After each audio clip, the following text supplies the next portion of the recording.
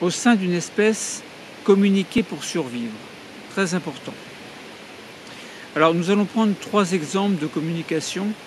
On va prendre l'exemple chez les fourmis, les suricates et les abeilles.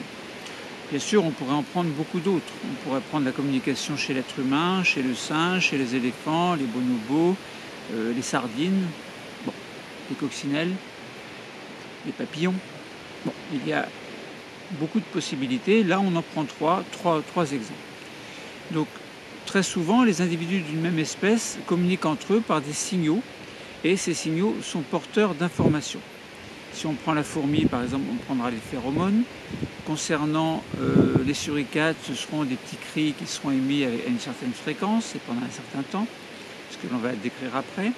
Concernant les abeilles, eh bien, la communication, ça peut se faire selon la distance à laquelle se trouve la nourriture. Eh bien, certaines abeilles qui sont des exploratrices vont pouvoir communiquer à travers une danse et signaler aux autres abeilles où se trouve le lieu de nourriture. Alors bien entendu, la communication, l'objectif, ça peut être de se nourrir, ça peut être de se défendre, ça peut être simplement de signaler des choses, ça peut être de survivre aussi. Alors, on va se poser la question suivante. On a une espèce animale. Comment est-ce qu'ils communiquent et quel rôle cela joue pour leur survie? Bon, évidemment, on ne va pas tout détailler, hein. On va commencer par la fourmi. La fourmi, on prend l'exemple d'une fourmi noire. On appelle, alors elle a la tête plus ou moins brune, plus ou moins rousse. En fait, c'est ce qu'on appelle une fourmi écussonnée. Crématogaster scutellaris. Toujours amusant de dire les noms compliqués. Alors, pour se protéger et se défendre, et pour signaler les choses, en fait, sur son lieu de passage, elle émet ce que l'on appelle des phéromones. Alors, ce sont des molécules qui sont émises à l'extérieur par la fourmi, et ces molécules, qui sont des phéromones, possèdent des récepteurs chez l'organisme qui doit recevoir l'information. Donc ce sont des signaux chimiques, hein. C'est le cas de nombreuses fourmis, enfin de toutes les fourmis. Donc ça peut alerter les autres membres de la fourmi en cas de danger, mais ça peut leur signaler aussi que bon, il faut passer par là plutôt que passer par ici, etc. Et donc une fourmi émet une phéromone spéciale qui va permettre de signaler telle ou telle chose, danger admettons, et le récepteur, donc la fourmi qui va recevoir l'information, en fait, va recevoir cette phéromone grâce à des récepteurs, et cette fourmi va à son tour émettre des phéromones. Donc de proche en proche, la signalisation du danger est provoquée et assurée de manière à ce que les fourmis puissent survivre. Ensuite, on prend l'exemple des suricates. Donc ce sont des animaux qui communiquent par des signaux sonores. Alors on va voir un sonogramme tout à l'heure. Donc on les appelle souvent les sentinelles du désert. Elles vivent, ces petites bêtes, dans le désert du Namib, sud-ouest africain, et les suricates vivent en société d'une trentaine d'individus, à peu près. Alors des sentinelles sont en charge de la protection du groupe. Alors évidemment, à la moindre alerte, un signal est émis. On va le décrire après grâce au sonogramme. Les cris sont précis et selon le cri, selon sa fréquence, selon le temps au niveau duquel est émis ce son, eh bien, le danger sera défini. Alors, le danger peut venir des airs ou il peut venir de la terre. Imaginons que le danger vienne dans le milieu aérien, donc au-dessus de leur tête. Eh bien, on va définir l'urgence en disant urgence 1+, 2+, 3+. Alors évidemment, plus c'est urgent, plus il va falloir agir vite. Alors, qu'est-ce qui se passe au niveau du sonogramme? Eh bien, on constate que, alors le sonogramme, donc, on mesure la fréquence en kHz en fonction du temps en millisecondes. Alors, on s'aperçoit, chose étrange, que ce soit une urgence 1+, 2+, ou 3+, le temps mis par ces ondes sonores, ne dépasse pas pratiquement 100 millisecondes dans les 3 cas. 100 millisecondes. Par contre, ce qui se passe, c'est que la fréquence augmente. On passe par exemple pour une urgence 1+, à une fréquence de 2, alors un tout petit peu moins que 2, à une fréquence de 3 pour l'urgence ++, et à une fréquence de supérieure à 4 ou supérieure à 4, alors 2, 3, 4, 4, mais en tout cas ça peut dépasser le 4 lorsque le danger est vraiment réel. Donc je répète, si le danger est aérien, un son est émis qui ne dépasse pas pratiquement les 100 millisecondes, et la fréquence par contre peut passer de 2 à 3 à 4. Évidemment à 4, c'est danger absolu. Alors,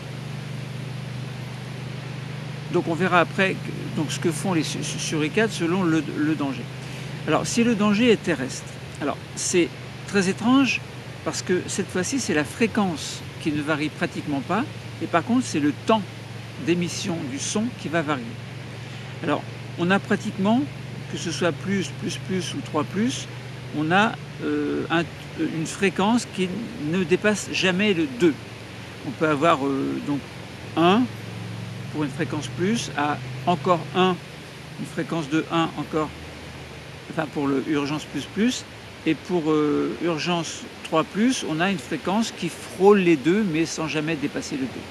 Par contre, le temps que dure un son est de 100 pour les urgences plus ou plus en milieu terrestre, et par contre là on bascule sur 250 milliHz si l'urgence est absolue. Alors voilà, donc selon que le danger est aérien ou terrestre, eh bien les sons émis ne sont pas les mêmes et la durée n'est pas la même non plus. Donc je répète, danger aérien, on ne dépasse pas les 100 millisecondes, par contre la fréquence augmente à mesure que le danger, enfin plus le danger est important, plus la fréquence augmente. Et concernant le danger terrestre, eh bien on ne dépasse pas la fréquence de 2. Par contre, le temps est peut monter jusqu'à 250 millisecondes. Alors, les réponses des membres du groupe varient selon ces caractéristiques. Donc, comme on a dit, en fonction des sons, les suricates savent ce qu'il faut faire. Si le danger est imminent, l'ensemble des membres court alors se cacher dans les terriers.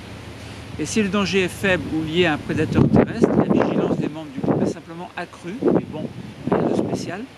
En cas de danger aérien, les suricates s'aplatissent sur le sol. Bon, voilà pour les suricates. Ensuite, concernant les abeilles, eh bien, la communauté d'abeilles, donc la vie des abeilles, la société d'abeilles, entre guillemets, est très stricte. Il y a les nettoyeuses, les nourrices, les ventileuses, les butineuses, et puis il y a celles qui vont explorer les milieux alentours pour essayer de trouver la source de nourriture. Alors, ce sont les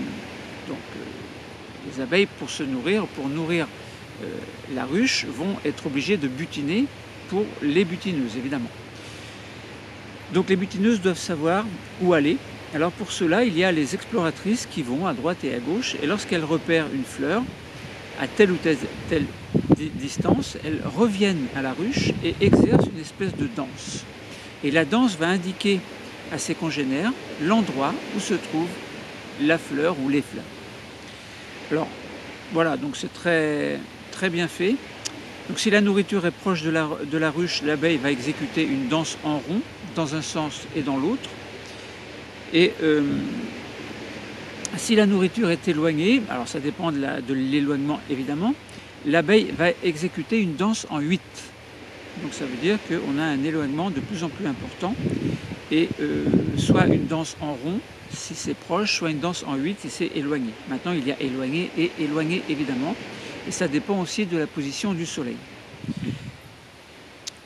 Alors, en parcourant l'axe de ce 8, l'abeille va frétiller, et l'angle entre l'axe du 8 et la verticale représente la direction qu'elle a suivie par rapport à la direction du soleil. Donc c'est très étonnant. Alors il faut avoir un schéma devant vous pour voir un petit peu ce que ça donne. Mais on a 3 représentations, on a une ruche et puis on a 3 endroits différents. On a le soleil qui est représenté et on a donc une danse en 8, ça veut dire que c'est éloigné. Et selon l'axe par rapport au soleil, eh bien, la danse en 8 va prendre telle ou telle direction. Voilà. Donc Voilà 3 exemples de communication pour survivre. Hein. C'est dit de manière très simple. Ça veut bien dire ce que ça veut dire, c'est que chaque espèce en fait a son propre type de communication qui va dépendre en fait de ce que l'on veut faire.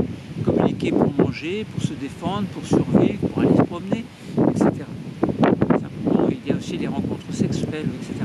Et ça, nous en parlerons dans un autre cas. La communication par les relations sexuelles font aussi partie des communications.